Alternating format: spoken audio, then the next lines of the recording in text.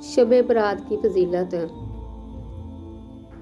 शब बरात की फजीलत ये है कि ये शबानुल मौज़म की 15वीं रात है, जिसमें अल्लाह ताला अपने बंदों पर रहमतें नाज़िल फरमाते हैं, मग़फ़िरत के दरवाज़े खोल देते हैं और दुआएं कबूल फरमाते हैं। लिहाजा इस रात में जाकर इबादत, तिलावत कुरान, ज़िक्र व दरूद, तौबा व इस्तिग़फ़ार और सदका खैरात करना मुस्तहब है। फ़ज़ाइल व अहमियत। मग़फ़िरत और रहमत की रात। ये रात गुनाहों से बरी होने और अल्लाह की रहमत हासिल करने का मौका है, इसलिए इसे शब बरात नजात की रात कहते हैं। तकदीर का फैसला। मुसलमानों का अकीदा है कि इस रात अल्लाह ताला बंदों की तकदीर का फैसला फरमाते हैं।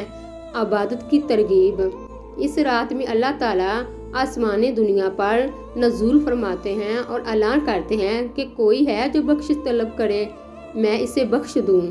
दुआओं की कबूलियत। ये वो रात है जिसमें दुआ रद्द नहीं होती, इसलिए खूब दुआ मांगनी चाहिए।